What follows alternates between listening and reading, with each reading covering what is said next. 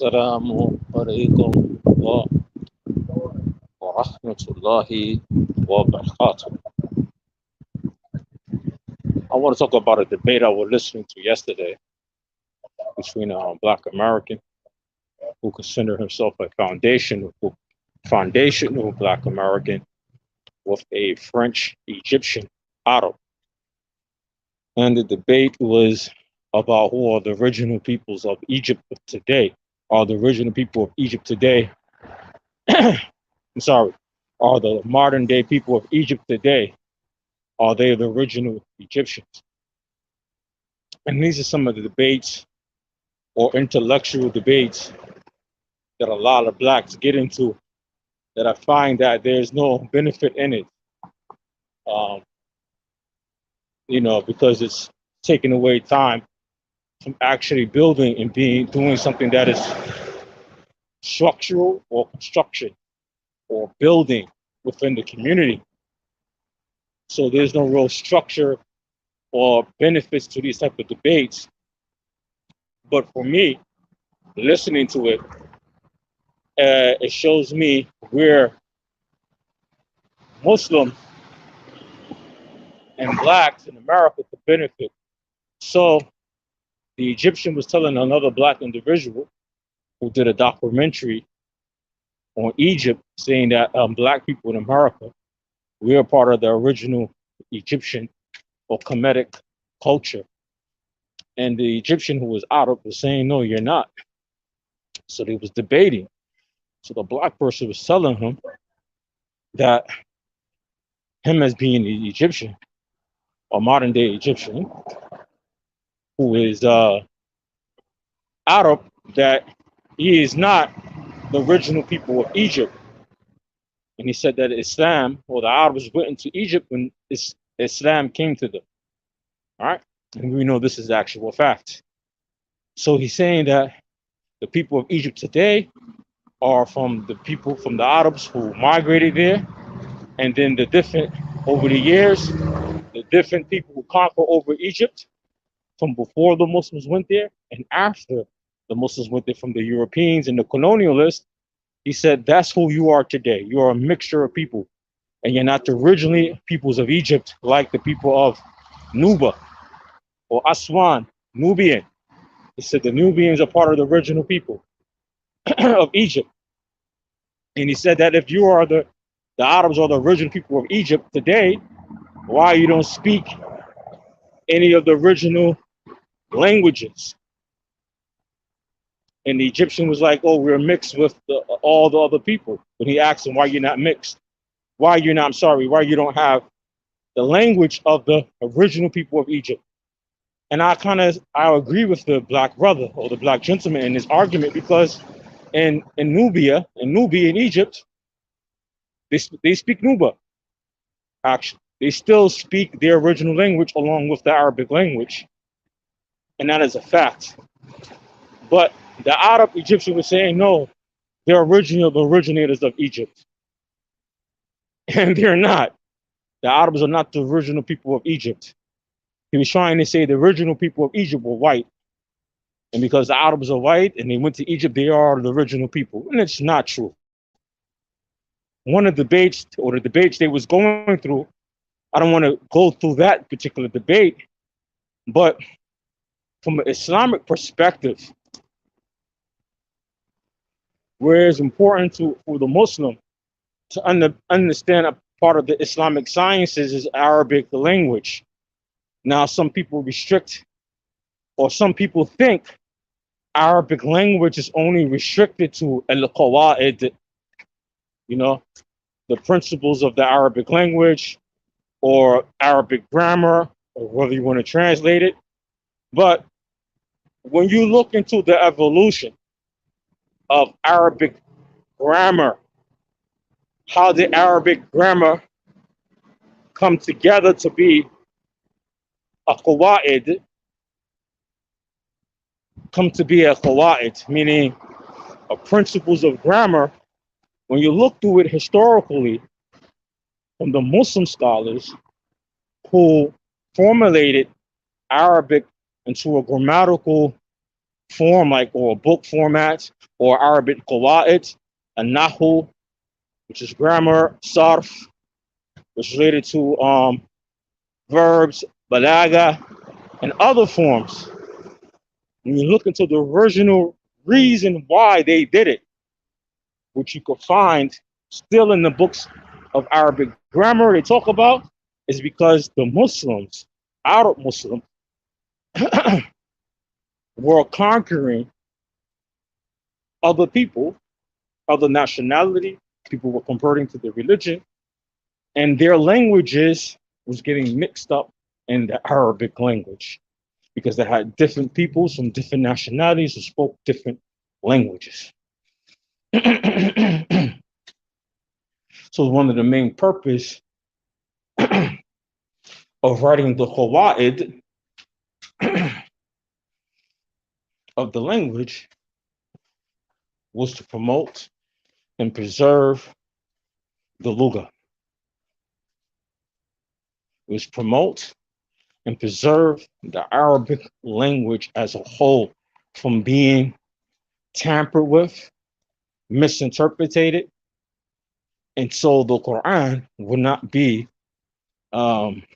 changed, or the meaning would not be changed, because there was other people who came to the deen from other nationalities who lived amongst the Arabs, who had words, who had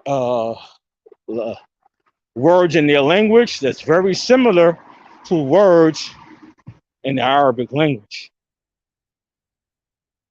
So for the Muslim who were adopting, the Arab Muslims who were adopting some of the other Muslims who came to the religion who was not Arab originally, and they was adopting their culture, adopting their language, the scholars of Arabic language wrote down the rules of Arabic grammar to preserve the deen, the Quran, from not being what? Mistranslated or misunderstood, or from being altered. Right?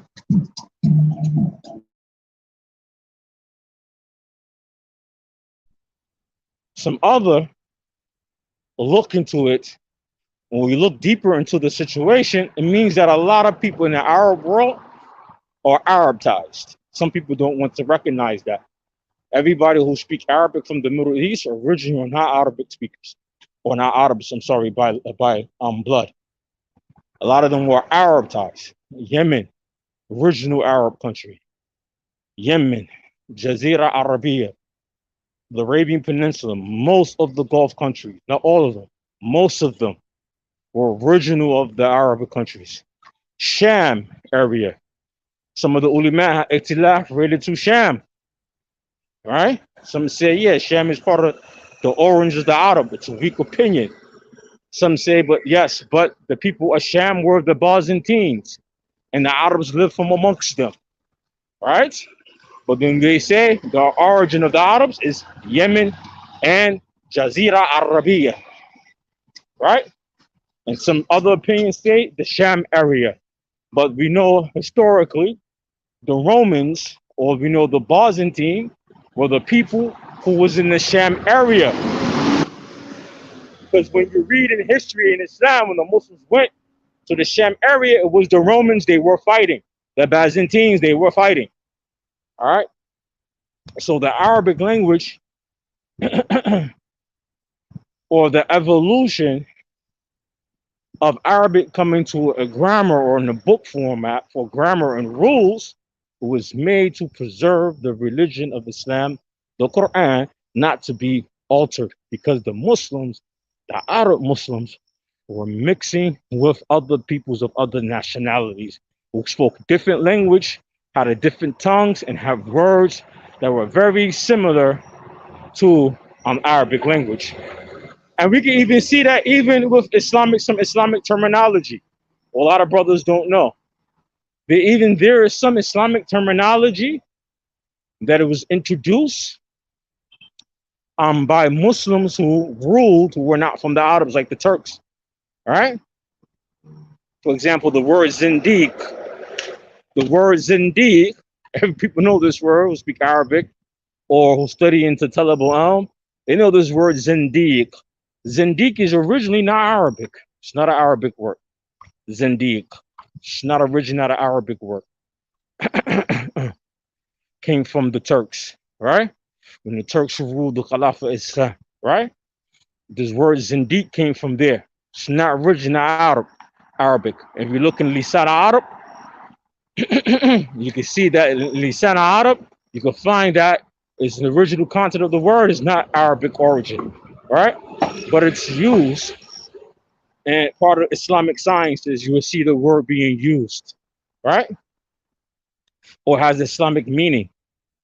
So that goes to show, right? Even I was listening to that debate with the Egyptian who was saying to the black guy that no, the original Egyptian people today, I mean, the people of Egypt today are the original people always been in Egypt, which is not true. Which is not true, you know, which is not true. And this is another history of people, another history when people try to whitewash history. Even the Europeans will try to say the original people of Egypt were whites, like Cleopatra and all this. They try to say she was white. Wherever was dominant blacks or had a black society, the white man always trying to make them white. And we know from the Arabs also, unfortunately, I tell people all the time, the Arabs of today are not like the Arabs in the time of the Prophet sallallahu alaihi wasallam or his companions. The Arabs today, they are Arab nationalists. So even with Arab nationalists, they try to whitewash everything to be white and to be white Arab. And that's also part of colonialism that they picked up from the colonialists also. You know, even for say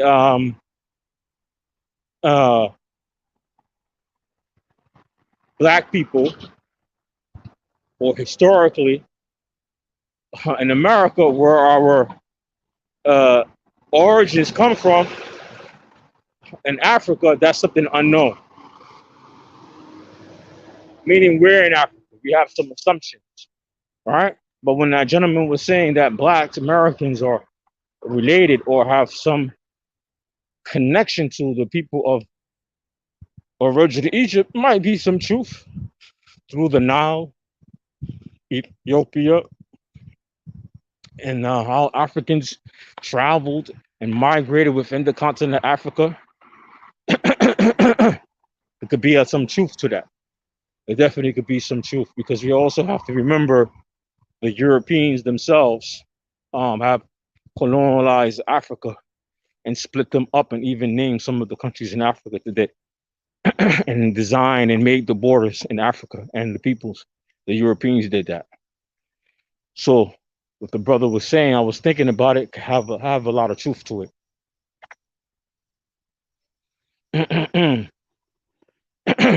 And then on the other end, when you look at the Arabic language and the history of the Arabic grammar, you can see that the reason why Arabic was written to grammars and grammar rules is because it's to preserve the Arabic language, because the Arab Muslims were getting a lot of the non-Arabs, especially the Persians,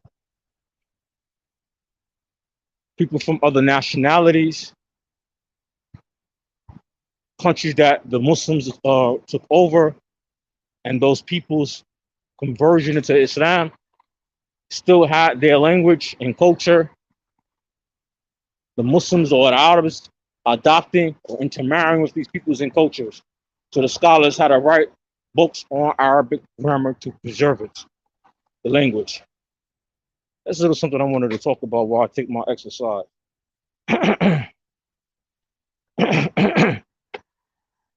And I noticed even in the debate with the Egyptian guy,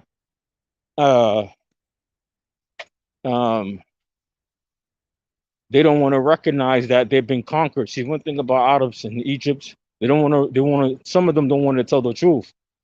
They've been conquered for hundreds of years by other peoples, Europeans, the British, the French. And when you conquer a people, when you conquer over people, you know, whoever gets conquered over, the people who conquer over you are going to take your women. You know, the Egyptians, the Arabs, they have a lot of kibr. A lot of pride. They don't want to talk about this stuff in public, but that's the reality. When the colonialists, Europeans went and conquered over the non-white people, that's what they did. They took their women.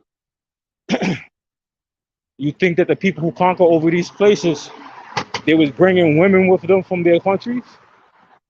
They was bringing when they had their soldiers coming over and conquering, like they were bringing women from their country with them. Nah, man. It's called the women. Women are spoils of war. When a person conquer over you, your women is the spoils of war. That means that it was taking your women. So that's why I could go in Egypt. When y'all claiming to be some Arab Egyptian claiming that Egyptians are the original people of Egypt, and you got blonde hair and blue eyes in Egypt. That means that no. I mean the colonialist was with your women, taking your women and having children with your women.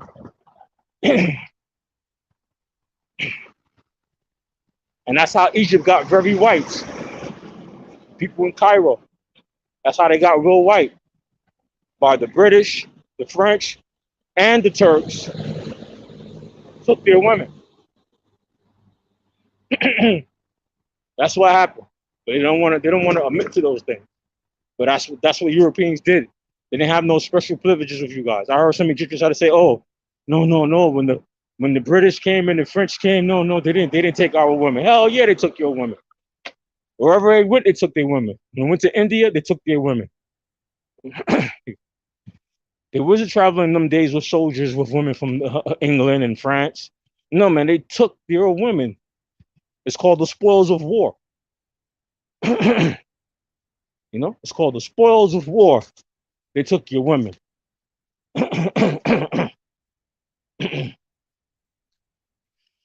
So, yeah, the people in Egypt, yeah, you're not really even out of. A lot of you are mixed with the British, some of the Coptic Romans, the Greek, the French, the British, and the Turks.